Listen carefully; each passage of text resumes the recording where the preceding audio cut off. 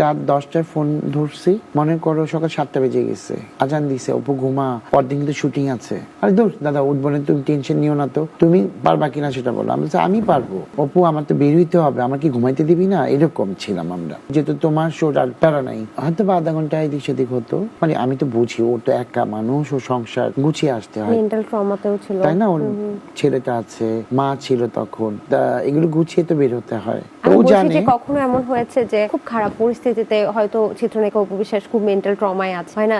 আমরা মেন্টাল ট্রমায় থাকলে suicidal tendency আসে। ওকে সাকিব এখান থেকে আসার পর থেকে তো ওর একটা ছিল অনেক, ওই যে বললাম রাতের পর রাত আমরা কথা বলতাম, ওরে বোঝাতাম, ওকে সাপোর্ট দিতাম, প্রচুর সাপোর্ট দিয়েছি, প্রচুর। আপনার কি মনে হয় যে অপু বিশ্বাস যে ধরনের মেন্টাল ট্রমার মধ্য দিয়ে গিয়েছে, তার কি এখন একটা গার্ডিয়ান বা যেটা আমরা শুনছি সেটা সত্যি কি না মিথ্যা সেটা তো না, আমরা আমার জানি না, মনে হয় কি কিন্তু জানো, দরকার কি একজন না আমার গার্ডিয়ান? মনে হয় যে ও একে 100, যদি বিয়ে করেও থাকে সেটা ভালো, আর না করলে তো আরো ভালো। কারণটা কি, ও নিজেই সব বুঝে, ও এমন এখন শিখছে যেটা ও একাই সব পারবে। তাহলে আপনি পরামর্শ দিবেন বিয়ে না করার জন্য? না, বিয়ে করলে আমি সাধুবাদ জানাই, তো বলেছি যে ও বিয়ে করলে আমি খুশি হব, কারণ ওর একটা সংসার দরকার, একটা মেয়ের সংসার তো দরকার, সংসারটাই তো আগে একটা মেয়ে। যেহেতু বাবা মা নাই, যতই আমার সম্পদ থাকুক, যতই আমি সম্পত্তি করি, কিন্তু সুখ জিনিসটা তো আমি পাবো না। কোন নায়িকা আপনাকে একদম গার্ডিয়ানের মতো, হয় না যে আপনিও তাকে একদম সন্তানের মতো করেই বড় করছেন, বা এটা করতে পারবা না, তোমার প্রতি আমার একটা অধিকার আছে, আমি তোমার গার্ডিয়ান, এটা কোন নায়িকার সাথে? সত্যি কথা বলতে সেটা হচ্ছে অপু।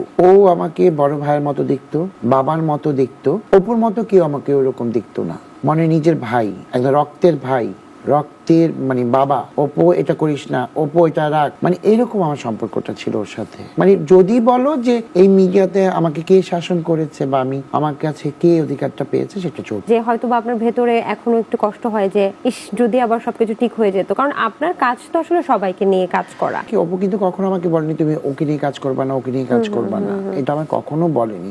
অপুর কাছ থেকে আমি